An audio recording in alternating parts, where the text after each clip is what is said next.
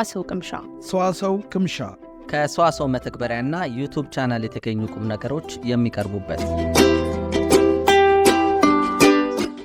ሰዋሰው ቅምሻ ዘወትር እሁድ በዚህ ሰዓት።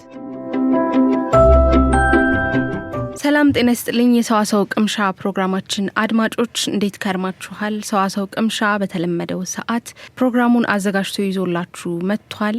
አሸናፊ ሰለሞንና እኔ ሀና አባይነ ከዚህ ከትርታ ኤፍኤም 97.6 ስቱዲዮ የሳምንቱን ፕሮግራማችንን ይዘንላችሁ ቀርበናል። ለ2 ሰዓታት ያክልም አብረናችሁ የምንቆይ ይሆናል ማለት ነው። አሹ እንዴት ነህ? እንደምን አለሽ ሀንዬ?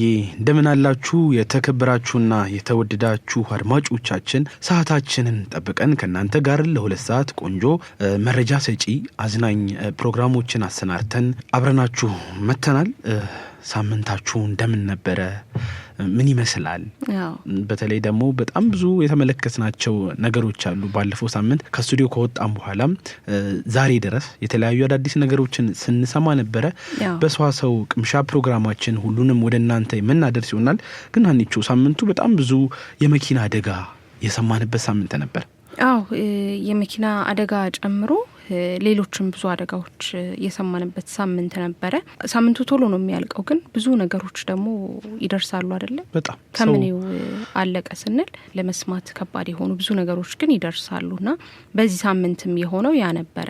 ልክ ነው። ከዚህ ከስቱዲዮ ስንወጣ በሰላም እንገናኝ፣ ሳምንት እንገናኛለን ተባብለን ቀጠሮ ይዘን ከነበር ነው በጣም ብዙ ቤተሰቦቻችን ጋር ጭምር አሁን እየደረሱን ያሉት መረጃዎች የሚያሳዩት በከፍተኛ ሁኔታ በተለይ በዚህ ሳምንት የመኪና አደጋዎች በየቦታው እየተስተዋሉ ነበር።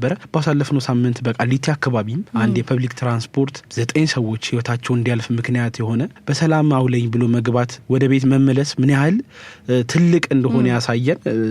ሰዎች እንደወጡ የቀሩበት ብዙ የመኪና አደጋ እየተፈጠረ ይገኛል። ምናልባትም አሁን እያሽከረከራችሁ ያላችሁ ሹፌሮችም ከፍተኛ የሆነ ጥንቃቄ ቢደረግ እንደርሳለን ባንድ ቸኩል።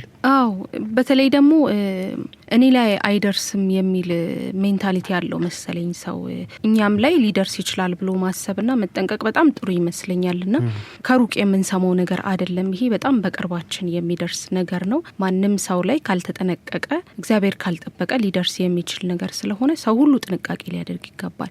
ከሱም አደጋ ሌላ ደግሞ በቅርብ ጊዜ የመንገድ ላይ መብራቶች ካሜራ ያላቸው መብራቶች አሉ አይደለ? እንደዛ አይነት መብራቶች ባሉበት መንገድ ላይ ራሱ የደረሱ አደጋዎችን እየሰማሁኝ ነበርና በጣም ከባድ ነገር ነው የምንሰማው። በተለይም ደግሞ ብዙ ጊዜ ያስተዋልኩት ነገር ምን እንደሆነ ታውቃላችሁ? መኪና ስትሻገር፣ እግረኛ ሲሻገር አንድ መኪና ሲያቆምልህ ከሱ ቀጥሎ ያለው መኪና ለምንድነው ከጎኔ ያለው መኪና ያቆመው ብሎ ቼክ አያደርግም። ዝም ብሎ ነው የሚሄደው። በዛን ጊዜ አደጋ ይደርሳል። ይሄኛው አቆመልኝ ብለህ ሮጠህ ስትሻገር ያኛው መጥቶ ያልፋልና አካባቢያችን ላይ ስላለው ነገር ስላለው የትራፊክ እንቅስቃሴ በጣም አዌር መሆን፣ ከዛ ደግሞ እኔም ላይ ይሄ ነገር ሊደርስ ይችላል ብሎ በጣም መጠንቀቅ አለበት ሰው ያስባለሁ። በጣም ልክ ነው አለችው። ይሄ ጉዳይ የአሽከርካሪዎች ብቻ ጉዳይም አይደለም፣ የእግረኞች ጉዳይ ነው። ምናልባት በቸልተኝነት የመንገድ ማቋረጫዎችን መጠቀም፣ የተለያዩ ኤርፎን፣ በተለይ የማይሰማ ኤርፎን፣ አሁን ገበያ ላይ ያሉት ኤርፎኖች ሌላ ሰው እንዳትሰሚ የሚያደርጉ ናቸውና እነሱን አርገሽ የመኪናው ጥሪ ሲሰማልሽ እስከማትሰሚ ድረስ አደጋ የሚያመጡ እግረኞችም አሉና የሁሉም ያጠቃላይ የጋሪዮሽ ጉዳይ ነው። በጥንቃቄ ጉለት በጣም ብዙ የሰው ህይወት በጣም ብዙ ንብረት ይወድማልና እነዚህን ለመቀነስ ደግሞ በትዕግስት ማሽከርከር፣ ሀሳብሽን ፎከስ አድርገሽ ስራሽ ላይ ብቻ ማተኮር ቢሆን መልካም ነው እንላለን። ሌላው በዚህ ሳምንት አሁንም ከዚሁ ከጉዳት ጋር የተገናኙ በጣም ብዙ ዜናዎችን እየሰማን ይገኛል። ምንድነው አሁን ደግሞ አንቺ በተለይ አሁን ኮንስትራክሽን አዲስ አበባና ከተማዋ ላይ በጣም በከፍተኛ ሁኔታ እየተሰራ ነው የሚገኘው። በዛው ልክ ደግሞ የተለያዩ ከሱ ጋር በተያያዙ የሚፈጠሩ የህንጻ ላይ አደጋዎች፣ የሰራተኞች ሞትን በቸልተኝነትም ይሁን አብዛኛው በቸልተኝነት የሚፈጠር አደጋዎች እየተበጠሱ ነው። የህንጻ ኤሌቬተሮች እየተበጠሱ ሰዎች ላይ ሰራተኞች ላይ ጉዳት እያደረሱ ነው የሚገኙት። የጥንቃቄ ጉለትም ያለባቸው የተለያዩ ክፍተቶች ያሉባቸው ህንጻዎች ሰዎችን ለህልፈት እየዳረጉ እንደሚገኙ ሰምተናል። ልክ ነህ። ከጥንቃቄ ጉድለትም ይሁን እቃዎቹ ረጅም ጊዜ ማገልገልም ሊሆን ይችላል።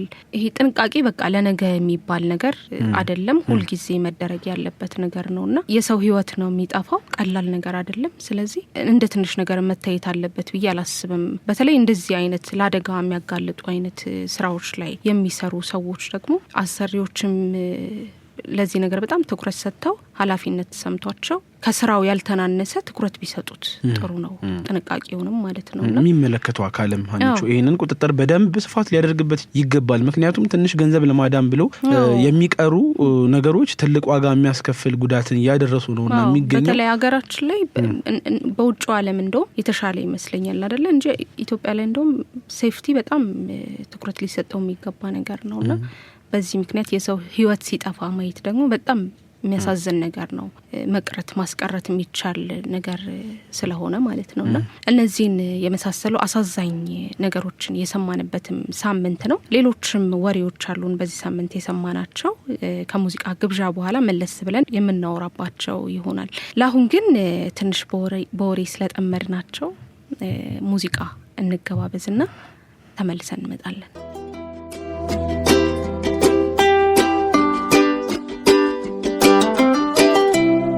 ተመልሰን መተናል። አድማጮቻችን እያደመጣችሁት የሚገኘው በትርታ 97.6 የሚተላለፍላችሁ የሰዋሰው ቅምሻ ቆንጆ የሆነ የመዝናኛ እንደዚሁም ደግሞ የመረጃ ሰጪ እንደዚሁም ደግሞ ከፖድካስታችን የተቀነጨቡ ሀሳቦችን ወደ እናንተ ጣል የምናደርግበት ፕሮግራማችን ነው።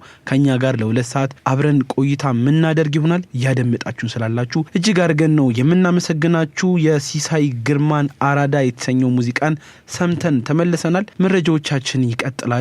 ሌላው ሆነችው በዚህ ሳምንት እንዳጠቃላይ ይሄ ወር ተማሪዎች የብዙ አመት ልፋታቸውን አጠናቀው ለወግ ለማረግ የሚሰናዱበት የሚቀርቡበት ዩኒቨርሲቲዎች ተማሪዎቻቸውን የሚያስመርቁበት ጊዜ ነውና በተለይ በትላንትናው ዕለትም የአዲስ አበባ ዩኒቨርሲቲ ተማሪዎችን አስመርቋል። ከዛም ቀደም ብሎ ባሉት ተከታታይ ጊዜያት ተማሪዎችም የተለያዩ ዩኒቨርሲቲዎች ተማሪዎቻቸውን ሲያስመርቁ ነበርና እንዳጠቃላይ ለተማሪዎች ለልፋታቸው ድካም ያገኙበት ውጤት ስለሆነ እንኳን ደስ አላችሁ። ወላጆችም ደግሞ ዋናው አስተዋጽኦ እንደውም የወላጆች ነው እንጂ ተማሪዎችም እንዳሉ ሆኖ ወላጅ ለፍቶ አሳድጎ ትምህርት ቤት እስከ መጨረሻው ድረስ አብሮ ይጸና ከወላጅን ባሻገር ሌሎች የሚመለከታቸው ባለድርሻ አካላት መምህራን ሳይቀሩ የትምህርት ተቋማት ሳይቀሩ ለአንድ ሰው ተመርቆ እስከሚወጣበት ድረስ ላለው ሂደት ሁሉም አበርክቷቸው የላቀ ነውና ሁላችሁንም እንኳን ደስ አላችሁ። መልካም የሥራ ዘመን እንዲሆንላችሁም እንመኛለን። ቀላል ልፋት አይደለም የሚለፉት 5 አመት 4 አመት ከቤተሰብ ተለይቶ ረጅም ጊዜን ሩቅ ቦታ ማሳለፍና ከዛ ላይ ደግሞ ትምህርት ተጨምሮበት ጠንክሮ ተምሮ ለዚህ መብቃት በጣም ትልቅ ነገር ነውና እንኳን ደስ አላችሁ ማለት እንፈልጋለን ለመላው ተመራቂ ተማሪዎች። ከዚህ ጋር ተያይዞ ደግሞ የ12ኛ ክፍል ተማሪዎች ወደ ፈተና የገቡበትም ጊዜ ነው አይደለ? ፈተና የሚጀምሩበት ወቅት ላይ እንገኛለን። እነዛ ጨርሰው ሲመረቁ እነዚህ ደግሞ ሀብለው ወደ ዩኒቨርሲቲ የሚገቡበትን ፈተና ጅማሩ ቅብብሎሽ ነው እንዳጠቃላይ የሚታየው። ከዚህ ጋር በተያያዘ እንግዲህ አንቺ የአብርሆት ቤተ መጻሕፍትም በጊዜያዊነት እንደተዘጋም ሰምተናል። ይህ ደግሞ የሆነው ተማሪዎች ለ12ኛ ክፍል የብሔራዊ ፈተና ለመዘጋጀት እንዲፈተኑ ዋነኛው ቦታ የአብርሆት ተቋም እንደሆነ ከዚህ ቀደምም በተለያዩ የመገናኛ ብዙሃን ሲነገር ነበረ እና ታዲያ ፈተናው እስከሚጠናቀቅበት ጊዜ ድረስ እንደ ፈተና መስጫ ማዕከል ሆኖ ስለሚያገለግል በጊዜያዊነት ሊዘጋ ችሏል። የ12ኛ ክፍል ፈተና እንግዲህ ከሰኞ ከነሐሴ 21 ጀምሮ በሁለቱም ዘርፍ በተፈጥሮ ሳይንስም በማህበራዊ ሳይንስም ያሉ ተፈታኞች በዙር በየተራ የሚፈተኑ መሆኑን አውቀናል። ለተፈታኞች መልካም እድል፣ መልካም ፈተና እንግዲህ የለፋችሁበት ፍሬ እንዲያመጣም ምኞታችን ለመግለጽ እንወዳለን። የነሱም ቢሆን ቀላል አይደለም አይደለ? የ4 አመት ትምህርት ነው የሚፈተኑት። ከባድ እንደሚሆን እናስባለን። መልካም እድል እንመኛለን ለተማሪዎች በሙሉ። በመቀጠል ደግሞ የምናገኘው ዜና ወደ ህንድ ይወስደናል። ባህር ማዶ ልንሻገር ነው። ባህር ማዶ ተሻገርን ወደ እስያ። ህንድ ከ41 አመታት በኋላ የመጀመሪያውን የጠፈር ተመራማሪ ወደ ህዋ ላከች ነው የሚለው ይሄ ዜና ማለት ነው። ህንዳውያን ጠፈርተኞችን ጨምሮ ከብዙ አገር ሰራተኞች ጋር የጀመረውን የአክሲዮም 4 የተባለውን ተልዕኮ በተሳካ ሁኔታ መጀመሩንም ተናግሯል። ይህንንም በዓል ሲያከብሩ ቆይተዋል ማለት ነው። ተልዕኮውን በመምራት ላይ ያለው የቡድኑ ካፒቴን ደግሞ ወደ ጠፈር የተጓዘ ሁለተኛው ህንዳዊ መሆን ችሏል ማለት ነው። ህንድ ወደ ጠፈር የመጀመሪያውን ተመራማሪ የላከችው ከ41 ዓመታት በፊት ነው። አሁን ደግሞ ከ41 ዓመታት በኋላ ለሁለተኛ ጊዜ ልትልክ ሆኗል ማለት ነው። ከ26 ሰዓታት በላይ ባለው ጉዞ ውስጥ መንኮራኩሯ በዓለም አቀፍ የጠፈር ጣቢያ መድረስ ችላለች። የቡድኑ ካፒቴን ሹክላም የናሳን ምህዋር ላብራቶሪ ሲጎበኝ የመጀመሪያው ህንዳዊ መሆን ችሏል ማለት ነው። በቀድሞ የናሳ የጠፈር ተመራማሪ ፔጊ ዊትሰንም ጉዞ የተመራ ሲሆን ፔጊ ዊትሰን የአይኤስኤስ ወይም ኢንተርናሽናል ስፔስ ስቴሽን 2 ጊዜ አዛዥ የነበረ ሰው ነው። የጠፈር አርበኛም በመሆን ከ675 ቀናት በላይ በህዋ ላይ ያሳለፈ ሰው ነው። እንዲሁም 10 የጠፈር ጉዞዎችንም ያደረገ ሰው ነው ማለት ነው። ስለዚህ ይህንን ነው ከወደ ህንድ ያገኘነው ዜና ደግሞ ማለት ነው። እሺ በጣም ጥሩ መረጃ አደረሽን አንቺ እናመሰግናለን። ሌላው ወደዚሁ መለሳል አንቺ ወደ ህንድ ላቅናልሽኝ እንጂ እኔ ከሀገር ሳንወጣ መረጃዎቼን አስጨርሽኝ አልኩሽ። አልሰማሽኝ? ምንድነው ከሀገር ውስጥ መልካም ባለፈውም ስናወራው ነበረ። በተለይ ከኢትዮጵያ ሀገራችን እንግዲህ ከሞዴሊስት ጋር በተያያዘ በጣም ብዙ የተለያዩ መረጃዎችን ከሀሴት ደረጀ ጋር በተገናኘ እንኳን ደስ አላችሁ ስንል ነበረ። ትልቅ ውጤት ነው ስንል ነበረ። ከዚህ ጋር በተያያዘ ደግሞ አሁንም ሌላ ጥሩ የሆነ ውጤት ኢትዮጵያችን አግኝታለች። እንግዲህ በፊሊፒንስ በተካሄደው ሚስ ሱፐር ሞዴል ወርልድ ዋይድ 2025 ላይ እንግዲህ ትልቅ አሁንም ስኬት አስመዝግበናል። ሀገራችን ኢትዮጵያን ወክላ የተወዳደረችው ወጣት ውቧ ሩት ይርጋለም በብቃት ተወዳድራ በ4ኛ ደረጃነት ልታጠናቀቅ የቻለችበት መረጃ ብዙዎች ሲቀባበሉት የነበረው ጉዳይ ነው። እኛም እጅግ በጣም አሁንም ደስ ብሎናል።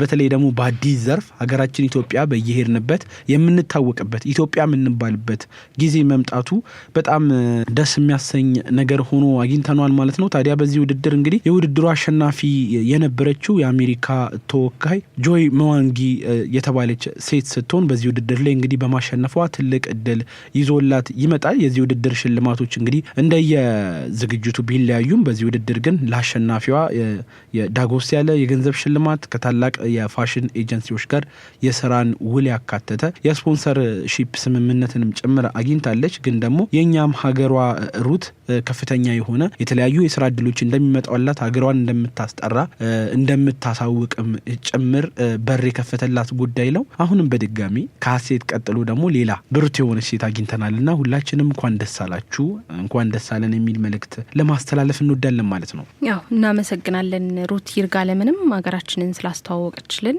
እንኳን ደስ አለሽ እንላታለን። እሷንም ለመጨረሻ አድርገን የያዝነው ዜና ደግሞ ዛሬ ወደ ዴንማርክ ሌላ ወደ ውጭ የሚወስድ ዜና ነው። በቃ ባህር ማዶ ብለሽ ባህር ማዶ ብያለሁ።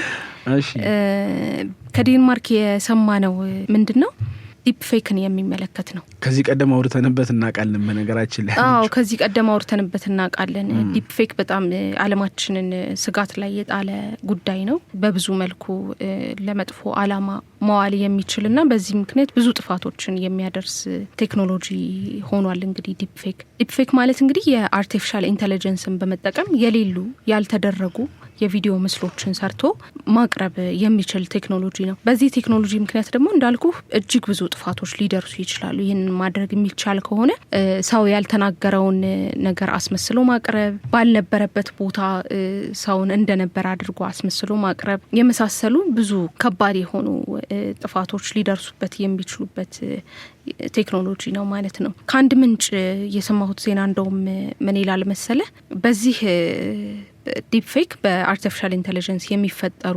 የእርቃን ምስሎች ስጋትነታቸው እጅግ ጨምሯል ነው የሚለው። አንዳንዶች እነዚህ ምስሎች የቀድሞ የፍቅር አጋራቸውን ለመበቀል ይፈጥራሉ ብለዋል ተመራማሪዎችም ጭምር። ከዚህ ከአርቲፊሻል ኢንተለጀንስ ዲፕ ፌክ ጋር በተያያዘ ማለት ነው የአሜሪካ 38 ግዛቶች በዲፕ ፌክ የሚሰሩ የህፃናት የእርቃን ምስሎች ላይ እገዳ የጣሉ ቢሆንም የአርቲፊሻል ኢንተለጀንስ ዌብሳይቶች ግን የእርቃን ምስሎችን ለመስራት በመቅለላቸው እጅግ ስጋትን የጨመረ እንደሆነ ነው የተገለጸው። በእነዚህ ዌብሳይቶች ሰዎች የሚያውቋቸውን ሰዎች ምስል በማስገባት ብቻ ምስላቸውን ብቻ በማስገባት ወደ እርቃን ምስልነት እንደሚቀይሩ ነው የተገለጸው። ምስሎቹም ለእውነትነት የቀረቡ በመሆናቸው ሰዎች ለመለየት እንደሚቸገሩ ባለሙያዎች አስረድተዋል። ብዙውን ጊዜ በዚህ በኤአይ በሚሰሩ ቪዲዮዎች ሰሞኑን እንደውም ሶሻል ሚዲያ ላይ በጣም ብዙ ተበራክቷል አይደለ? የጉግል ቪኦ3 ከተሰራ በኋላ እንደውም በጣም ብዙ የሌሉ ቪዲዮዎች በአርቲፊሻል ኢንተለጀንስ ሲሰሩ አይተናልና ብዙ ሰዎች በጣም በሚያስደነግጥ መልኩ ደግሞ ብዙ ሰዎች አይለዩአቸው እንዳይለዩ አሁን ከቀን ወደ ቀን ደግሞ እየተሻሻሉ ነው የመጡት። በጣም ነው የሚያስደነግጥ። ሶሻል ሚዲያ ላይ ያሉ አብዛኛው ሰዎች ይሄንን ሲያምኑ ስመለከት በጣም ነው የሚያስፈራው የሚያስደነግጠው። በተለይም ደግሞ ህጻናትን የሚያጠቃ ነገር ሲሆን ደግሞ ይሄ እጅግ የሚያሰጋ ነገር ነው የሚሆነውና የኮምፒውተር ሳይንስ ባለሙያ የሆነው ማይክል ዚመር ምስሎቹ ፍጹም እውነተኛ እንደሚመስሉና በርከት ያሉ የመተግበሪያ ድርጅቶችም እንደዚህ አይነት ምስል የሚሰሩ መተግበሪያዎችን እስከ ማስወገድ እንደደረሱ ነው የገለጸው። ነገር ግን አሁንም ድረስ ይህንን የሚሰሩ ድረገጾች መኖራቸውን ተናግሯል። ከዚህ ጋር በተያያዘ ታዲያ ዴንማርክ ያደረገችው ምንድነው? በዚህ በዲፕ ፌክ አማካኝነት ሰለባ ለሚሆኑ ሰዎች ጥበቃ ለመስጠት በሚል ለሰዎች ለገጽታቸው ለድምጻቸውና ማንኛውም ተፈጥሯቸው የኮፒራይት መብት ልትሰጥ ነው። ከዚህ በፊት እንደዚህ አይነት ህግ አልነበረም። እንደዚህ አይነት ጥበቃ የኮፒራይት ጥበቃ አልነበረምና አሁን ግን ለአንተ ድምጽህን ተጠቅሞ በዲፕ ፌክ የሰራ ሰው በኮፒራይት መብት ልትጠይቀው ትችላለህ ማለት ነው፣ በዴንማርክ ማለት ነውና ዴንማርክም በዚህ በኩል የመጀመሪያዋ አውሮፓዊት ሀገር ሆናለች ማለት ነው ይህንን ጥበቃ በመስጠትና ማንም ሰው የዲፕ ፌክ ውጤቶችን የሚያስተላልፍ ማንም ድረገጽም ሆነ የትኛውም ፕላትፎርም ለዚህ ተጠያቂነት ይኖረዋል ማለት ነው። ዴንማርክን ተከትለው ይሄ ነገር አስጊነቱ ከመጨመሩ የተነሳ ብዙ ሌሎች ሀገራትም እንደዚህ አይነት የጥበቃ መብቶች የኮፒራይት ጥበቃ መብቶች ሊሰጡ ይችላሉ ተብሎ ይታሰባል። በዚህ አማካኝነት ደግሞ የመቀነስ እድልም ይኖረዋል ይህ ጥፋት ብለን እናስባለንና የመጨረሻ ዜና ያደረግነው ይህንን ነው። አሹ በጣም ቆንጆ መረጃ ነው ያደረሽን ሀኒቾ። የመዝናኛ ወሬዎቻችን እንደዚሁም ደግሞ መረጃ ሰጪ ፕሮግራሞቻችን አድማጮቻችንን እነዚህን ይመስሉ ነበረ። እያደመጣችሁን ስላላችሁ እጅግ አድርገን እናመሰግናችኋለን። ያላችሁት በትርታ 97.6 ፕሮግራማችን ደግሞ ሰዋሰው ቅምሻ ነው። የሰዋሰው መልቲሚዲያ ላይ ከተገኙ ሙዚቃዎች አንዱን ጋብዘን ከዛ ደግሞ የሰዋሰው ቅምሻ ዋና መነሻችን የሆነው ከፖድካስታችን መካከል አንደኛውን ለዛሬም ስለ ተመራቂ ተማሪዎች ስናወራ ነበረ። ከዛ ጋር በተያያዘ እንግዲህ የጊዜ አጠቃቀማቸውን ከተመረቁ በኋላ እንዴት ያደርጉታል በሚል በነብዩ እንኳን ሆነ የተዘጋጀ የጊዜ አጠቃቀም ጋር የተያዘ ፖድካስትም ጋበዝ አድርገናቸው ተመልሰን እንመጣለን ማለት ነው። አዎ በቀጣይ ለመጋበዝ ያሰብነው ሙዚቃ የሲቲያና ቴኒን አልሄድም የተሰኘ ሙዚቃዋን ነው። በሰዋሰው መልቲሚዲያ ዩቲዩብ ቻናልና በሰዋሰው መተግበሪያ ላይ ከተለቀቀ ጥቂት ጊዜያትን ያስቆጠረው የሲቲያና ቴኒ አልሄደም ሙዚቃን ተከታትለን እንመለሳለን። አድማጮች እየተከታተላችሁ የምትገኙት ሰዋሰው ቅምሻ ፕሮግራምን በትርታ ኤፍኤም 97.6 ላይ ነው። ሰዋሰው መልቲሚዲያ ዩቲዩብ ቻናልን እንዲሁም የሰዋሰው መተግበሪያን ሰብስክራይብ በማድረግ እንዲሁም ከአፕ ስቶርና ፕሌይ ስቶር በማውረድ ሙዚቃዎቹን ማግኘት የምትችሉ መሆኑን በዚሁ እናሳውቃችኋለን። አብራችሁን ቆዩ።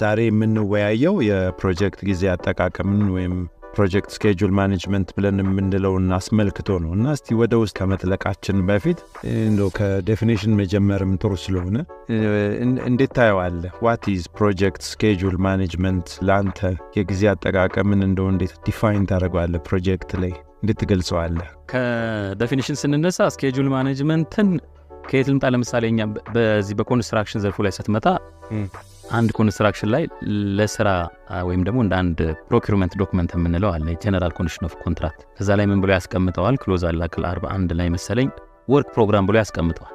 ሌላም ደግሞ ግሎባሊ የምንጠቀምበት ፊዲክ የሚባል አንድ ዶክመንት አለ። እዛ ላይ ደግሞ ክሎዝ 8.3 ላይ እዛም ወርክ ፕሮግራም ብሎ ያስቀምጣል። ፕሮግራም ነው የሚለው እሱ። ስለዚህ ስኬጁልን ምን ይለዋል? ፕሮግራም ይለዋል ማለት ነው። ስለዚህ እዚህኛ ስኬጁል ማኔጅመንት ብለን የምናወራው ወደ ኮንስትራክሽን ስናመጣው ፕሮግራም ኦፍ ወርክስ እንለዋለን። ምን ሰራው ስራ ወርክስ ይባላል። ቀደም እንዳልኩ ከ6ኛው ኤዲሽን በፊት በነበሩት የፕሮጀክት ማኔጅመንት ኖሌጅ ኤሪያ መጽሐፍቶች ላይ የነበረው ፕሮጀክት ታይም ማኔጅመንት ነው። እሱን እያየው ድንገት አንድ ቀን ደግሞ 6ኛው ኤዲሽን ሲገባ ሳይ ፕሮሰሱ ላይ ማነው ናውሬጅ ላይ ተለውጧል። ታይም ማኔጅመንት የሚለው ስኬጁል ማኔጅመንት ነው። ለምንድን ነው ብለን ቼክ ስናደርግ የተቀየረበት ምክንያት ነው። ሰው በተፈጥሮ ጊዜን ማኔጅ ማድረግ አይችልም። የሰው ልጅ ማድረግ የሚችለው ምንድን ነው? የራሱን ስኬጁል ግን ማኔጅ ማድረግ ይችላል ነው። ስለዚህ ፕሮጀክት ስኬጁል ማኔጅመንት የሚለው ነገር በዚህ በፕሮጀክት ማኔጅመንት ኢንስቲትዩት በአሜሪካው በሚተጻፈው መጽሐፍ ላይ በፕሮጀክት ማኔጅመንት ቦዲ ኦፍ ኖሌጅ ስታንዳርድ ነው። ያው በዛ ፕሮጀክት ስኬጁል ማኔጅመንት ሆነ መጣ ማለት ነው።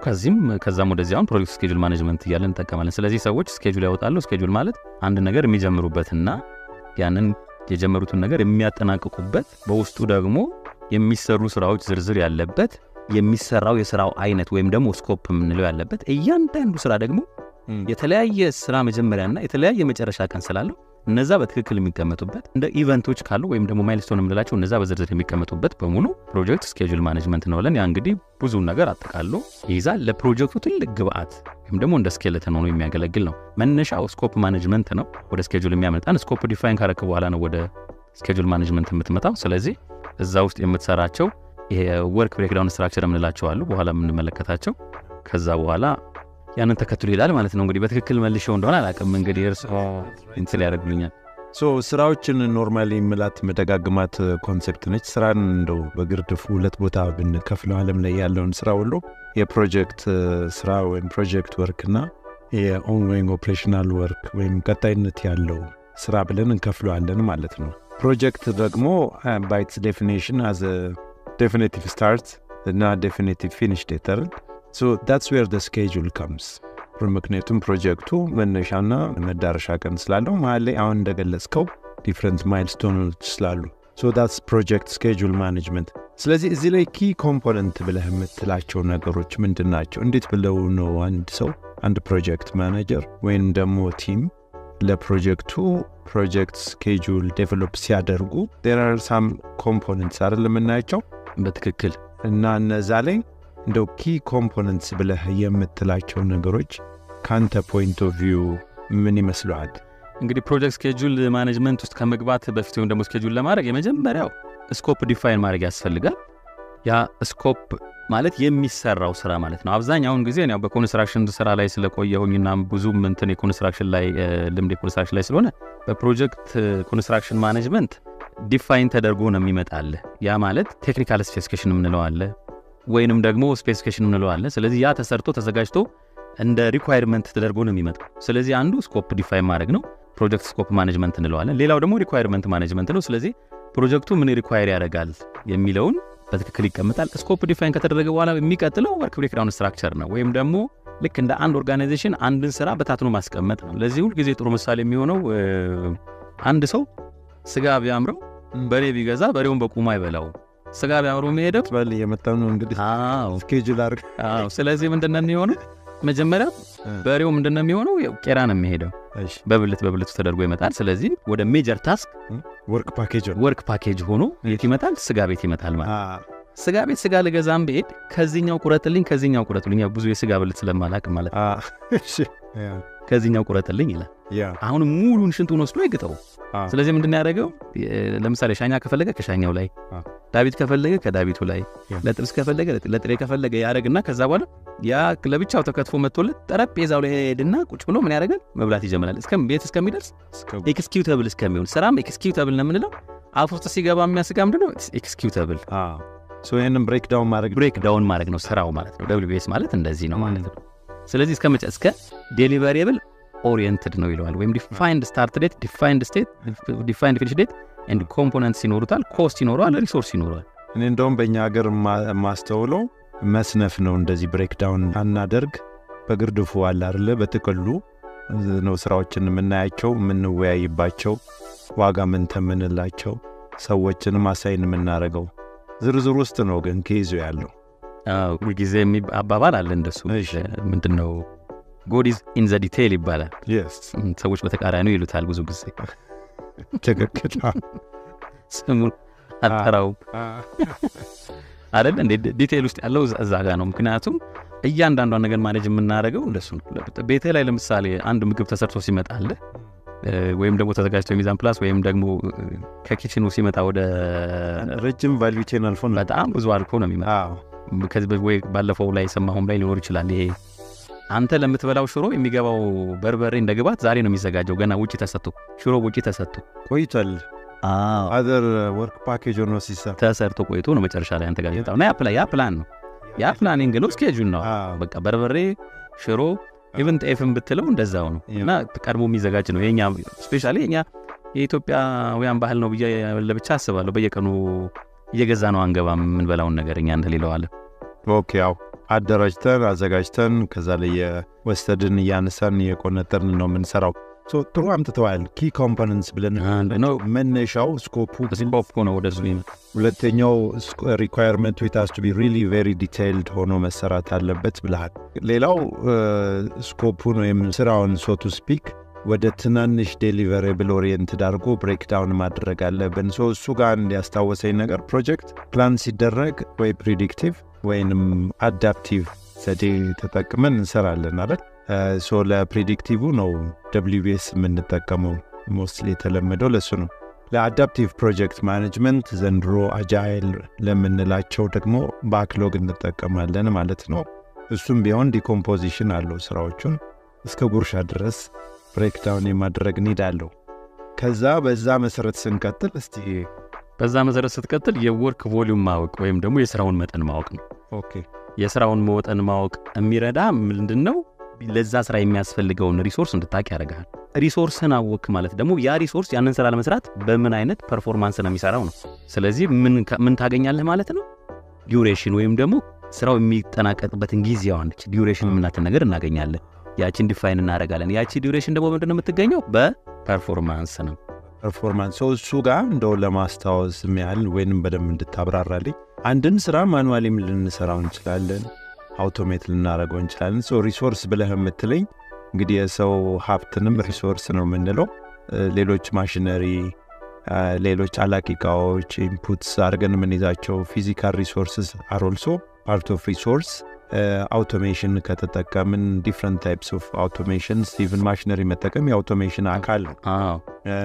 ዘንድሮ ደግሞ አርቲፊሻል ኢንቴሊጀንስም ከተጠቀምን አንዳንድ ነገሮችን ያፈጥናል። እነዚህን ማሽኖች ወይንም ዘዴዎች በመጠቀምና ባለመጠቀም መሀል ያለው እንደዚሁ ኢምፓክት ያደርግም ስኬጁል በጣም ኢምፓክት አለው። ለምሳሌ አሁን ኮንክሪትን ብትወስድ ድሮ አሁን ለምሳሌ ከተማ ውስጥ ከሆነ ኮንክሪት የምንሞላው አሸዋ ዘርግፈን ጠጠር ዘይት ላይ አድርገን ስቴሽነሪ ሚክሰር ዛምጥተን ጠርተን ምናምን ነው የምናደርገው። አሁን ግን ኮንክሪት ነው ቀጥታ የምትገዛው። ይሄ ለምሳሌ አንድ ቴክኖሎጂ ነው። ፕላንት አለ ማለት ነው ሳምዌር ኢን ከተማ ውስጥ ማለት ነው። ከዛ ትገዛለህ። ቀጥታ ፓምፕ አለ፣ የኮንክሪት ፓምፕ። ስለዚህ ድሮ ሳምንት ይፈጅ የነበረው ኮንክሪት በቀን በብዙ ካፓሲቲ ኮንክሪቶቹን መብላት ትችላለህ ማለት ነው። ብዙ የራስ ምታትም ታስተናግድ ነበር። ያንን ሁሉ ዘፋኝ ይሉት ተሸካሚ ታደርጋለህ። ጭፈራ ምናምንም አለው ሳይት ላይ ሳያቸው እየዘፈኑ ላይ ያው ግን እንዳይታወቅህ ነው እሱ የምታደርገው፣ ያው እንዳይደክምህ ለማድረግ የምታደርገው ነገር ነው። እና ይሄ ከፐርፎርማንስ ጋር ከምን ጋር ብዙ የሚገናኝ ናቸው። ያው ፐርፎርማንስ ጋር ስናወራ ቴክኖሎጂም አሁን ያልከው ነገር ነው። ኢንቫይሮንመንታል ኮንዲሽንሶች አሉ፣ የሰዎች ቢሄቪየሮች አሉ። በጣም የተለያዩ ነገሮች ወርክ ፐርፎርማንስ ላይ ብዙ ፋክተር አላቸው። ለምሳሌ ብዙ ጊዜ እኔም አንዳንድ ስልጠናዎች ላይ የምጠቀማት አንድ አባባል አለች። ምንድነው? አንድ ሰው በእግሩ ለመሄድ ተነሳና ገጠር ውስጥ ከገባ በኋላ ትልቅ ተራራ አለ። ብዙ ጊዜ ወደ ገጠር ስትሄድ እዛ ቦታ ለመድረስ ስንት ሰዓት ይፈጃል ብትላቸው አይ እዚች ነው የሚሉ። አሁን ሰውየው ገበሬ ናቸው። አባቴ እንደናደሩ አላቸው። እግዚአብሔር ይመስገን እንደው እዛች የምትታየው ጋር ላይ ያለችው ቦታ ለመድረስ ፈልጌ ነበር፣ ስንት ሰዓት ይፈጅብኛል አሉ። መልስ አልሰጡትም። ዝም ብለው እርሻቸውን ቀጠሉ። እና የተወሰነ እርምጃ ከሄደ በኋላ ያው ስሙን የማያውቁትም ማና ብለው ተጣሉት። ያው አንቶኒ አንተ ሳትሆን አትቀርም የተጠራው። ከዛ በኋላ 4 ሰዓት ይፈጅብሃል አሉት። ከዛ እሱ ደግሞ ቅድም አይናገሩም ነበር እንዴ ይሄን ሁሉ ስጓዝ ይፈጅብሃል አይሉኝም እንዴ ዝም ይሉኛል ሲላቸው አረማመድህን ሳላቅ እንዴት አድርጌ ልገምት? ፐርፎርማንስ ማለት ነውና ሁላችንም ለምሳሌ አንድ ኤክስካቫተር አፈር የሚቆፍር ብትገዛ የሚሸጥልህ ካምፓኒ እዛ ላይ በሰዓት ወይም ደግሞ በአንድ ጊዜ ምን ያህል ቮሊዩም እንዳለው ያካፋው ቮሊዩም መጠን በሰዓት ስንት ሊያነሳልህ እንደሚችል እየደከመ የሚሄድበት ጊዜ ፐርፎርማንሱ እየደከመ የሚሄድበት ጊዜ ደግሞ የራሱ ግራፍ አለው። በዛ ስንት ሊሰራልህ እንደሚችል የራሱ ፐርፎርማንስ ሜጀር የምታደርግበት መጠን አለው። ሁለት በራስህም ደግሞ የምታስቀምጣቸው ሪከርዶች ይኖራሉ። ሁልጊዜ ካምፓኒዎች የራሳቸው እዚህ ፕሮጀክት ማኔጅመንት ላይ የምንለው አለ። ይሄ ኦፒ የምንለው አለ፣ ኦርጋናይዜሽናል ፕሮሰስ አሴትስ የምንለው አንዱ በእኛ ለምሳሌ ምንድነው ፐርፎርማንሶቻችንን ሪከርድ እናደርጋለን። የአንዱን ፕሮጀክት ሪከርድ ካረክ በኋላ ለሚቀጥለው ፕሮጀክት ደግሞ ምን ይሆናል እንደ ግብዓት ያገለግላል እና እነዛን ነገሮች የመጠቀም ነገር ይኖራል እዚህ ላይ ይሆናል። ከዛ በኋላ ወደ ዲዩሬሽኑ ኤስቲሜሽን ውስጥ እንገባለን ማለት ነው። ከዛ የሚቀጥለው ምንድነው አክቲቪቲዎችን ፕራዮሪታይዝ ማድረግ ነው። ይሄን ሰርቼ እናደርጋለሁ፣ ይሄን ረስቼ እናደርጋለሁ። ስለዚህ በአክቲቪቲዎች መካከል ምን ይኖራል እንደው ወደዛ ከመሄድ በፊት አንድ ያዝ ላድርግ እስቲ አንተ ጎንጅ ግዢን አስመልክቶስ አሁን ፕሮኪውርመንት ኖሌጅ ኤሪያ ላይ አንድ ቀን እንወያይበታለን። ዛሬ መጀመሪያ ቢሆንም እዚህ ፖድካስት ላይ መጨረሻ እንዳልሆነ እርግጠኛ ነኝ። ግዢን አስመልክቶስ ይሄን ነገር ብሰራው ይሄን ያህል ጊዜ ይፈጃል፣ ባመርተው ይሄን ያህል ጊዜ ይፈጃል፣ ብገዛው ብከራይ ብገዛው ላይ ደግሞ ከመጣ በበቂ ሁኔታ ሀገር ውስጥ አለ ወይ? ይሄ ነገር ከውጭ ተጭኖ ነው የሚመጣው? የዶላር ሰልፍ ይጠብቃል? ከዛ ደግሞ የከስተም የጉምሩክ ፕሮሰስን ጠብቆ ነው የሚመጣው? እነዚህ በሙሉ ስኬጁል ላይ ከፍተኛ ሚና ይጫወታሉ። ፕሮጀክትን ስኬጁል ኢምፓክት ያደርጋሉ አይደል? እዚህ ጋር እንደው በመጠኑ ሳትነካው እንዳታልፍ። ምክንያቱም ኤስቲሜሽን ላይ እሱ መቼ መታሰብ ያለበት ይመስላል። ከበድ ያለ ጥያቄ ነው። ግን ምንድነው እኛ ስንሰራ ለዚህ ይሄን ፖድካስት ለሚያዳምጡም ሰዎች ጀነራል የሆነ ነገር ለመስጠት እኛ ስኬጁል ስንሰራ የመጀመሪያው የምንከፍለው በሶስት ነው። ፕሪኮንስትራክሽን ወይም ደግሞ ፕሪሊሚናሪ ስንላቸዋለን፣ ሁለተኛ ኮንስትራክሽን እንላቸዋለን፣ ሶስተኛ ደግሞ ፖስት ኮንስትራክሽን አክቲቪቲ አለ። ፕሪሊሚናሪስ የምንላቸው በሙሉ ፕሮጀክቱን ከመጀመራችን በፊትና ፕሮጀክቱ እየተሰራ እያለ እንደ ግብዓት የሚያገለግሉ ኢምፖርታንት የሆኑ ኢቨንቶች፣ ሰብሚታሎች፣ አፕሩቫሎች፣ ዲዛይኖች፣ ወርክሾፕ፣ ድሮይንግ እነዚህን ያጠቃልላል። የመጨረሻው ደግሞ ክሎዛት የምንለው ቅድም እንዳልከው አንዱ ፕሮሰስ ነው። ክሎዛት ዝም ብለው ልቅ አትልም። ስለዚህ ምን ይደረጋል? የኛ ኮንስትራክሽን በሚሰራበት ጊዜ ስናክስ የምንላቸው አሉ፣ ዲፌክቶች መታረም ያለባቸው ስናጊንግ እና ዲስናጊንግ እንላቸዋለን። እነሱን አይደንቲፋይ ተደርገው ኮሬክት ተደርገው ወይም ደግሞ ፓርሻል ሊሆን ይችላል ያርክክብ፣ ወይም ደግሞ ፉል ሊሆን ይችላል፣ ወይም ደግሞ በእኛ ፕሮፌሽናል እንለዋለን ጊዜያዊ ርክክብ ይባልና እዛ ኮንትራት ዶክመንት ላይ የተቀመጠ አለ። ዲኤልፒ ይባላል ወይም ደግሞ ዲፌክትስ ላያቢሊቲ ፔሪድ አለ፣ ዋስትና የሚሰጥበት ማለት ነው። በሌላ ጊዜ የምናየው ይሆናል። እሱ ከሪስክ ጋር በተገናኘ ፕሮጀክት ሪስክ ማኔጅመንት ላይ ያ ይመጣል። ስለዚህ ግዢ ፕሮኪውርመንት ስኬጁል ከዋናው ስኬጁል ውስጥ ኢማኔት ተደርጎ ይመጣል ለብቻው። ዜን እዛ ውስጥ ስኬጁል ስናደርግ ምንድነው ስኬጁል የምናደርገው? የመጀመሪያው ሎካሊ ልትገዛቸው የምትችላቸው ኢንዱስትሪያል ፕሮዳክቶች ይኖራል። እንደገና ደግሞ በበልክ የምትገዛቸው በልክ ማቴሪያል ስንላቸዋለን። አሸዋ፣ ሲሚንቶ፣ ጠጠር ሊሆን ይችላል፣ ወይም ደግሞ ኮንክሪቱ ሊሆን ይችላል። በቮሊዩም ደረጃውን ኮንክሪት በጣም ትልቅ፣ ውሃም ሊሆን ይችላል። እነዚህ በጠቅላላ የምትገዛቸው ነገሮች በቮሊዩም እነሱ ይደረጉና ከዛ ወደ ትሄዳለ ወደ ኢምፖርት ወደሚደረጉ ደግሞ ታደርግና የሎንግ ሊድ አይተምስ ስኬጁል ምንለዋል። ሎንግ ሊድ አይተምስ ምንላቸው ምንድነው? ቅድም ያልከው የውጭ ምንዛሪ ይፈልጋሉ፣ ኤልሲ ይፈልጋሉ፣ ጭነት ይፈልጋሉ፣ ሎዲንግ ሺፕመንት ይፈልጋሉ። ዜን የጉምሩክ ንግድ ተከትለው መተው ሀገር ውስጥ ፕሮጀክት ላይ ዴሊቨር መደረግ አለባቸው። ስለዚህ እነሱ ምን ይፈጥራሉ ማለት ነው? ክሪቲካል የሆነ ኢቨንት ይፈጠራል ማለት ነው ፕሮጀክት ላይ። እነሱ ዘገዩ ማለት ፕሮጀክት ይዘገያል ማለት። ስለዚህ ጠቅላላ ከዚህ ከዲዩሬሽን ኤስቲሜሽን ጋርና ከሲኩዌንሲንግ እና ከታስክ ዲፔንደንሲ ጋር የተገናኘ ይሆናል ማለት ነው። ስለዚህ ፕሮኪውርመንት ስኬጁል ትልቅ ትኩረት የሚሰጠው ነገር ነው የሚሆነው። የምትገዛቸው እያንዳንዱ ማቴሪያል ደግሞ ምን ይፈልጋል? ሰሚት መደረግ አለበት፣ ወይም ደግሞ የሚያሰራው ስኮፑን ያስቀመጠው ሰው ተቀባይነት እንዲያገኝ አይቶት አው ልክ ነው ሳምፕል ትሰርታለህ፣ ሞካፕ ታስቀምጣለህ። በዛ መሰረት ሲፈቀድልህ ብቻ ኢምፖርት ታደርጋለህ ወይም ደግሞ በልክ የሆነውን ግዢ ወይንም ደግሞ ፋብሪካም ከሆነ ወደ ከፍተኛ ኦፕሬሽናል የሆነ ምርት ውስጥ እንድትገባ ይደረጋል ማለት ነው። እነዚህ ፕሮሰሶች ሁሉ ጊዜ ይደረግ። ይሄ ብቻ ሳይሆን በተለይ ስኬጁል የሚደረገው የኳሊቲ ኮንትሮል እና ኳሊቲ አሹራንስ አፈጻጸሞች እነሱ ስኬጁል ይደረጋሉ። ሚቲንጎች ከቶፕ ማኔጅመንት ጀምሮ እስከ ፕሮጀክት ላይ እስካሉ ድረስ ጀምሮ ወይም ላይ ዳይሬክተርስ ሚቲንግ እስከታች ያሉ በሙሉ እነሱ እንደሱ አይነት ሚቲንጎች ይኖራሉ። እነሱ ስኬጁል ይደረጋል። የኮስት ሚቲንግ ሊኖር ይችላል። ይሄ ፕሮጀክት እኮ ከኦቨር በጀት እየሆነብን ነው፣ እንዴት ነው ይሄ ነገር? ስለዚህ አንድ ነገር ማድረግ አለብን የሚል አንድ የኮስት ኮሚቴ ሊኖር ይችላል፣ ወይም ደግሞ የኮስት ሚቲንግ ይኖራል። ስለዚህ የተለያዩ ሚቲንጎች ይኖራሉ። ከዛ ደግሞ ማይልስቶኖች ይኖራሉ። ማይልስቶኖችም አብረው ኢቨንቶች ናቸው ማይልስቶኖች። ስለዚህ አንተን ኢቨንት ተፈጥራለህ ፕሮጀክት ላይ። ስለዚህ የተፈጠሩ ነገሮች ለሪፖርቲንግ ፐርፐዝ እንድትጠቀምባቸው እንዲኖርህና ማይልስቶኖች ወይም ደግሞ ጠቅላላ ፕሮጀክት እዚህ የምታመጣው ስኬጁል ምን ኢንዲኬት ማድረግ አለበት? ስሞል ኒሜሪካል ኢንዲኬተርስ ኤንድ ግራፊካል ኢንዲኬተርስ ይሆናል። አንዱ ለምሳሌ አንተም ታውቃለህ ኤርንድ ቫልዩ ማኔጅመንት ላይ የምናስቀምጣቸው ስኬጁል ፐርፎርማንስ ኢንዴክስ የምንላቸውና ኮስት ፐርፎርማንስ ኢንዴክስ የምንላቸው በዴሲማል ወይም ደግሞ በኢንዴክስ የምናስቀምጣቸው አሉ። እነሱ ነገሮች ይዞልን ይመጣል። የሁሉ መነሻው ቤት ነው ስኮፑና WBS እንደዚሁም ደግሞ ሪሶርስ አናሊሲስ ኤስቲሜቲንግ ዲስ ዱሬሽንስ ታክሱን ፕሪዮሪታይዝ ማድረግ ነው። እነዚህን ካደረግን በኋላ ወዴት ነው? ወደ ትልቁ ስኬጁል ወደ ትልቁ መስመር እንመጣለን ማለት ነው። አክቲቪቲዎችን ከአክቲቪቲ እያገናኘን እንመጣለን። ከተማ ውስጥ የምትሳያቸው ፕሮጀክቶች ለምሳሌ በብዛት ህንፃዎች ይሰራሉ። እነዛ ህንፃዎች ሲሰሩ ከታች ወዴት ነው የሚሰራው? ወደ ላይ። መንገድ ሲሆን ደግሞ እንዴት ነው የምታየው? ሲሰራ እንዴት ነው የምታየው? እስቲ ነገር ህንፃ ወደ ላይ ወደ ዋይ አክሲስ ነው ሲደገፍ፣ መንገድ ደግሞ እንደዚህ ሆሪዞንታል ነው የሚሰራው። ስለዚህ የህንፃ ወደ ላይ የተከፋፈለ ሲሰራ የመንገዱ ደግሞ ወዴት ነው የተከፋፈለ የሚሰራው? ወደ ጎን እየተከፋፈለ ነው የሚሰራው ማለት ነው። ስለዚህ WBS ይሆናል ማለት ነው። ራሱ አንደኛ ፎቅ፣ ሁለተኛ ፎቅ፣ ሶስተኛ ፎቅ እያልክ ትሰራለህ። አንደኛውን ሳሰራ ሁለተኛ አትሄድም።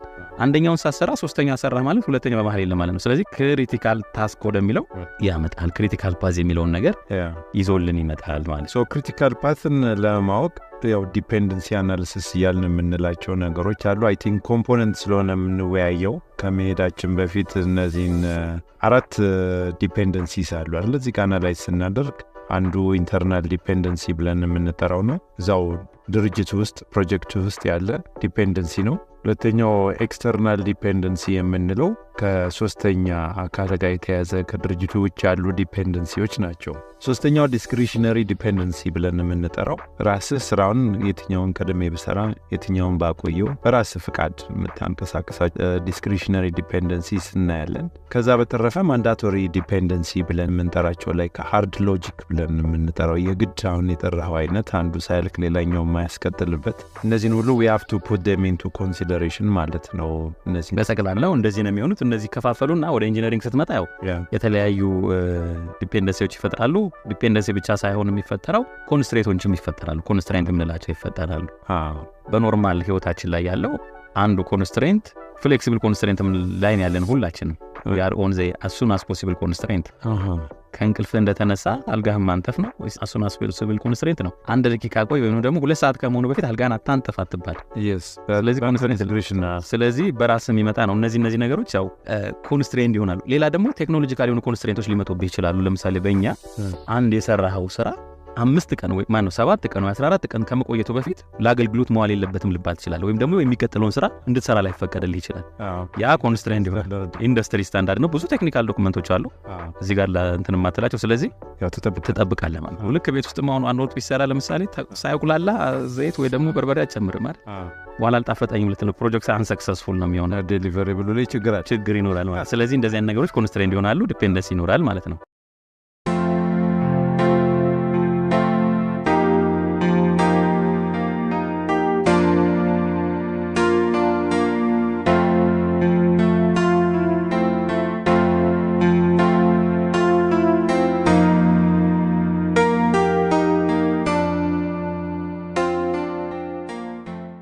ተመልሰን መተናል። አድማጮቻችን አብራችሁን ስላላችሁ እጅግ እናመሰግናለን። እየተከታተላችሁ የምትገኙት ሰዋሰው ቅምሻን ነው።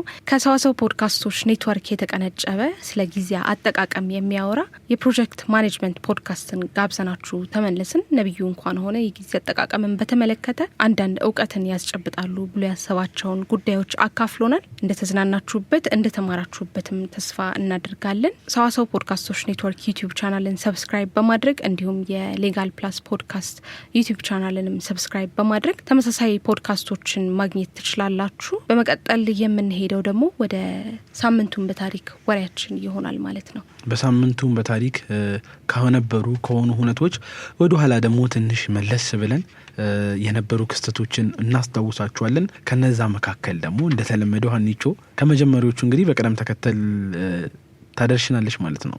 አዎ በዚህ ሳምንትም ይዘን የመጣ ነው የሳምንቱን በታሪክ ጉዳይ አለ። እንደተለመደው ብዙ ክንውኖች የሆኑበት ሳምንት ነው። የሳምንትም በዚህ ሳምንትም እንደተለመደው ብዙ ጉዳዮች የተከወኑበት ሳምንት ነው። አለን ቱሪንግ የተባለው የብሪቲሽ ማቴማቲሽያን እንዲሁም ፋዘር ኦፍ ሞደርን ኮምፒውተር ሳይንስ የሚባለው ዘመናዊ ኮምፒውተር ሳይንስ አባት የሚባለው ለአርቲፊሻል ኢንተለጀንስ መወለድም መሰረት የሆነውን ስራ የሰራው ሰው የተወለደበት ሳምንት ነው። ሊዮኔል ሜሲ እንዲሁ የተወለደበት ሳምንት ነው። እኔ የወንዶች ነው ልቲ ሊዮኔል ሜሲ ሲባል በቃ ዓለማችን አይታቸው በታሪኳ አይታቸው ከምታውቃቸው እጅግ ትልቅ የሚባሉ ታሪካዊ የሚባሉ ክስተቶች መካከል እግር ኳስ ተጫዋቾች ውስጥ አንዱ ነው ሊዮኔል ሜሲ። የተወለደበት ሳምንትም ነው። ከደጋፊዎች ውስጥ ነህ አሹዬ? ከአድናቂዎች ውስጥ ነህ? አድናቂ ነኝ ማለት ግን የሜሲ በቃ ጽንፈኛ የሆነ ሜሲን እና ምን አይነት ሰው አይደለም። ሜሲ ሮናልዶ ክርክር ውስጥ ምትገባ አይደለም? ምገባ አይደለም። ለሁለቱም እኩል የሆነ አድናቆት ያለኝ፣ ሁለቱም የተለያየ አቅም፣ ሁለቱም የተለያየ አይነት መሰጠት ያላቸው ናቸውና ሁለቱንም በጣም ወዳቸዋለሁ። ያንተ ደስ ይላል። ሰዎች ግን ጎራ ይዘው ነው የሚከራከሩት። የሚገርም ነው በጣም። ሜሲን በተመለከተ ግን የምትለን ነገር አለ አይደል? የሱ በጣም ከሚያስገርመኝ ነገሮች መካከል በተለይ በጣም ብዙ እግር ኳስ ተጫዋቾች አብዛኞቹ ማለት ይቻላል ከድሃ ማህበረሰብ የተገኙ ናቸው። የሊዮኔል ሜሲም ታሪክ ልክ እንደዛው ነበር። ከአርጀንቲና በጣም ድሃ ከሚባሉ ቤተሰቦች የተወለደ አትክልት የሚያመርት ፋብሪካ አባቱ የሚሰራ የጉልበት ሰራተኛ የነበረ፣ እናቱ ደግሞ እንግዲህ የተለያዩ የጽዳት ስራዎችን በሀገሪቱ ስትሰራ የነበረች ከእጅግ በጣም ከአነስተኛ ቤተሰብ የተወለደ ነው። ምንም እንኳን ግን እንደዛም ቢሆን ዛሬ የምታየው ሜሲ ነው።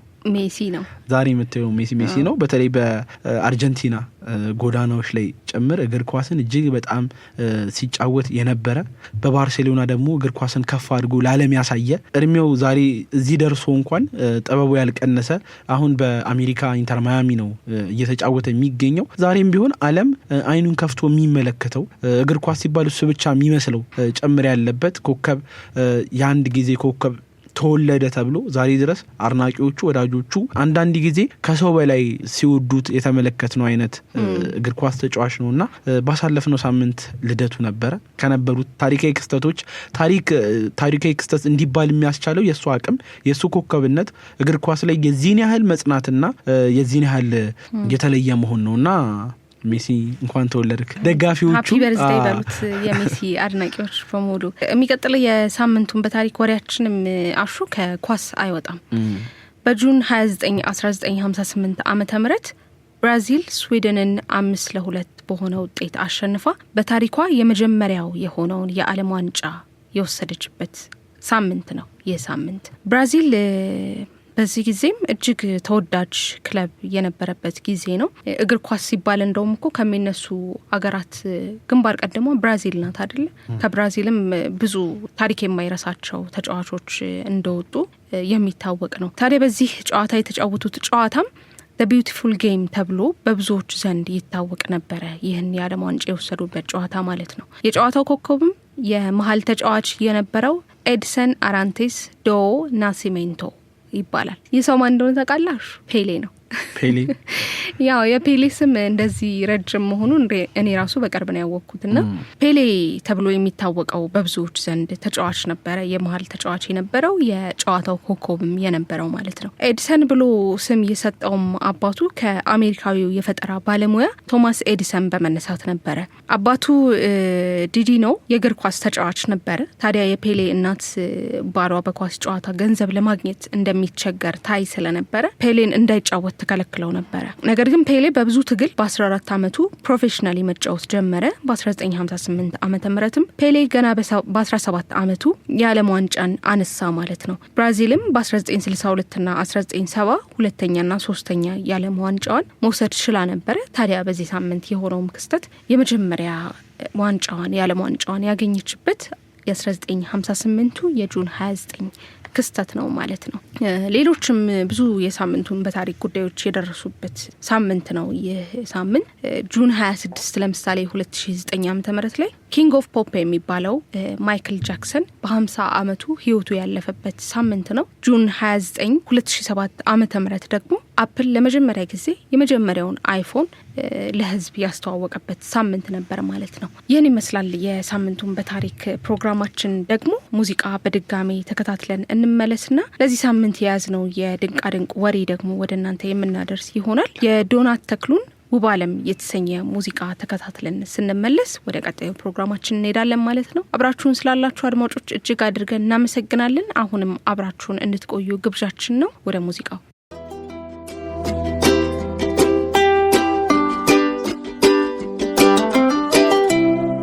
ተመልሰን መተናል። አድማጮቻችን የምታደምጡት ሰዋሰው ቅምሻን በትርታ ኤፍኤም 97.6 ነው። ፕሮግራሙን እያስተላለፍን ደግሞ እኔ ሀና ባይነህና አሸናፊ ሰለሞን ከዚህ ከስቱዲዮ አብረናችሁ አለን። ወደ ድንቃ ድንቅ እንሄዳሹ። ለዚህ ሳምንት ልታሰማን ያቀድከው ምንድነው? እንግዲህ መረጃዎችን ፈለግ ሳረግ አንድ የወንጀል ታሪክ በጣም አስገርሞኝ ነበረ። ምናልባት የዚህ አይነት ማጭበርበር እንዴት እስከሚያስብለኝ ድረስ ነው የገረመኝ። ነገሩ ምንድነው? ሰውየው የሰው ሀብት ባለሙያ ነው በአንድ ትልቅ የቴክኖሎጂ ድርጅት ውስጥ። ነገር ግን ባልተቀጠሩ ሰራተኞች ስም $2 ሚሊዮን በላይ ሊያጭበረብር ይችላል። ስንት አልከኝ? በጣም $2 ሚሊዮን በላይ ነው ሊያጭበረብር የቻለው። ባልተቀጠሩ ሰራተኞች ስም ሰነድ ያስገባል። ከዛም ደግሞ ለሰራተኞቹ ደሞዝ ይከፈላቸዋል ማለት ነው። ሰዎቹ ግን የሉ። ክላስ ቀርተሽ አቤት እንደማለት አንዳንዴ አቤት በልልኝ ወይ ፈርምልኝ። የሱ ግን በገንዘብና በደሞዝ መሆኑ ነው እጅግ በጣም ያስገርማል። እንግዲህ ሲያጭበረብር ከነበረባቸው 8 አመታት ውስጥ 22 ሰራተኞችን በመቅጠር ገንዘብ ሰብስቧል። አንቺ በጣም ረጅም አመት ነው እንዴ! እንዴት አልተያዘም ይሄን ሁሉ ጊዜ? ምናልባት የሰው ሀብት ባለሙያ ሌላ የሚቆጣጠርሽ ሰው ከሌለኩ ብቻሽን ነሽ የምትሆኚው። ሰው መመደብ፣ ሰው መቀነስ፣ መጨመር ሁሉ ነገር ያንቺ የሚሆንበት ይመስለኛል። ምናልባት በዘርፉ ያሉ ባለሙያዎች ስለ ጉዳዩ በሰዋሰው የዩቲዩብ ቻናል ላይ የሬዲዮ ፕሮግራማችን አሁን እየተላለፈ ነው የሚገኘው በቀጥታ እዛ ላይ ኮመንት ቢሰጡን ነገርየው እንዴት እንደሚሰራ ልናውቅ እንችላለን ማለት ነው። ታዲያ ይሄ የሆነው የሻንጋይ ቴክኖሎጂ ኩባንያ ውስጥ ነው። እንግዲህ ይሄ የሰው ኃይል ስራ አስኪያጅ የሆነው በርካታ መጠን ያለው ገንዘብን ሲያጭበረብር እንደነበረ ነው የተደረሰበት። ይህ ግለሰብ በኩባንያው ውስጥ የሌሉ ሰራተኞችን በደሞዝ መክፈያ ሰነድ ውስጥ በማስገባት ደሞዛቸውን በመሰብሰብ ድርጅቱ በሚሊዮኖች የሚቆጠሩ ገንዘብ በማጭበርበር እንግዲህ ለእስር ተዳርጓል። ይህ የማጭበርበር ድርጊት እንግዲህ ሊደርስበት የቻለው በሐሰተኛ ስም ባስመዘገበው ሰራተኛ የተሳካ የሰዓት ሪካርድ ነበር። በርካታ ሰራተኞችም በስራ ሰዓት መግቢያ በጊዜ ባለመድረስ የተለያየ ክስና ማስጠንቀቂያ በሚደርስባቸው የሻንጋይ የቴክኖሎጂ ኩባንያ ውስጥ እንግዲህ ይህ የተባለው ሰራተኛ አንድም ቀን ከስራው ማርፈር ጋር ተያይዞ ስሙ ተነስቶ የማያውቅ ሰራተኞችም ግለሰቡን ከስሙ በስተቀር በአካል አይተውት የማያውቁ እንደሆኑም ጭምር ነው ሲነገር የነበረው። እንግዲህ ያንግ የተባለው የዚህ የሰው ኃይል ስራ አስኪያጅ በፈረንጆቹ 2014 የቴክኖሎጂ ኩባንያውን ይቀላቀላል። በተለያዩ የስራ ክፍሎችም ጭምር የሚገኙ ሰራተኞችን በማቀናጀት በማስተዳደር ያው ኃላፊነቱ ተጠቅሞ ሲሰራ ነበር እንደ ማንኛውም ሰራተኛ። በዚህ ወቅት ነበር እንግዲህ የሰራተኞችን የደሞዝ መክፈያ ሰነድና ወጪ የሚከታተል አካል እንደሌለ በቅጥርም ሆነ ሰራተኞችን በማባረሩ ዙሪያ ለማጭበርበር የሚያስችል ክፍተት መኖሩን የተረዳው። ታዲያ ያንን ክፍተት ይጠቀምና የተለያዩ የውሸት ሰራተኞች ስም በማዘጋጀት የድርጅቱ አካል እንደሆኑ በማስመሰል የባንክ ሂሳቦችን በማዘጋጀት ከደሞዝ መክፈያ ጋር እንግዲህ በማገናኘት ወደ $2 ሚሊዮን ገንዘብ ለ8 አመት ያህል ሲያጭበረብር ኖሯል። ደፋር እኮ ነው ሰው። ግን በጣም እንዴት ይሄን ሁሉ ጊዜ አልተያዘም ብቻ ሳይሆን እንዴት እሱ ራሱ አልፈራም? በጣም ብያዝ ብሎ 8 አመት ሙሉ እንደዚህ ሲያደርጉ መኖር ከባድ ነው። በተለይ ደግሞ አንደኛው ሰራተኞች አይቶት የማያውቁት የስራ ሰዓት የማያረፍድ ምን ያለው ሰውዬ የተሳካ የስራ ሰዓት ባለው በዚህ ሰው እንግዲህ ሐሰተኛ የተባለ ሐሳብ ብዙዎች ጋር ይነሳል። ከዛም ወደ ፖሊስ ጉዳዩ ይሄዳል። ፖሊስ የደረሰው ጉዳይን በፍርድ ቤት ክርክር ሲያደርግ ቆይቶ እንግዲህ ይህ ሰው እንደሌለ ታወቀ። ገንዘቡም በጣም ከ16 ሚሊዮን በላይ የየን የቻይና መጋበያ ገንዘብ እንደሰረቀ ይታወቃል። ከዛም በኋላ እንግዲህ ለፍርድ ቀርቧል ማለት ነው። ይገርማል በጣም እና ሌብነት በጣም ነው የሚራቀቀው። አንዳንድ ጊዜ ይገርማል። መራቀቅ ብቻ አይደለም ድፍረት የተሞላበት በጣም የሚገርም ነው። በጣም ደፋርና ጭስ መውጫ በጣም ግን ተይዟል። አልወጣም። የሚገርም ነው። እሱ ተይዟል። አዎ እንዳጠቃላይ የዛሬው የሰዋሰው ቅምሻ ፕሮግራሞቻችን እነዚህን ይመስሉ ነበር። አንቺ ለ2 ሰዓት ያክል ከአድማጮቻችን ጋር ቆንጆ የሆኑ መሰናዶዎችን አደረሰን። በትርታ በ97.6 ሰዋሰው ቅምሻችን ይህንን ይመስል ነበር። ከዛ በፊት ግን እስካሁን ስትሰሟቸው የነበሩት ሙዚቃዎች በጠቅላላ ከሰዋሰው መልቲሚዲያ የዩቲዩብ ቻናል እንደዚሁም ደግሞ ከሰዋሰው መተግበሪያ የተገኙ ነው። እነዚህን ደግሞ የሰዋሰው መተግበሪያን ከአፕ ስቶር እና ከፕሌይ ስቶር በማውረድ እንደዚሁም ደግሞ የሰዋሰው መልቲሚዲያ የዩቲዩብ ቻናልን ሰብስክራይብ ሰብስክራይብ በማድረግ የተለያዩ ከዓለም የተገኙ ሙዚቃዎችን ሊያደምጡ ይችላሉ። የሰዋሰው ቅምሻችን ዋና መነሻ የሆነው አሁን ደግሞ እየበዛልን እየሰፋልን ያለው የሰዋሰው ፖድካስት ኔትወርክም የተለያዩ ዕለቱን በታሪክ እንደዚሁም ደግሞ የተላልቅ ሰዎች ታሪኮች፣ ፖድካስቶችን፣ ሀሳቦችን የምንጥልላችሁን በሰዋሰው ፖድካስት ኔትወርክ የዩቲዩብ ቻናልን ሰብስክራይብ በማድረግ ቁም ነገር የምትፈልጉ መማር የምትፈልጉ አዳዲስ ነገሮችን ማወቅ የምትፈልጉ ቤተሰባችን እንድትሆኑ እንጠይቃችኋለን። አብረናችሁ የቆየነው እኔ አሸናፊ ሰለሞንና ሀና አባይነ ነበር። ሳምንት ደግሞ እስከምንገናኝ መልካም ቸርቸር የምንሰማበት ሳምንት ያድርግልን። መልካም ሳምንት።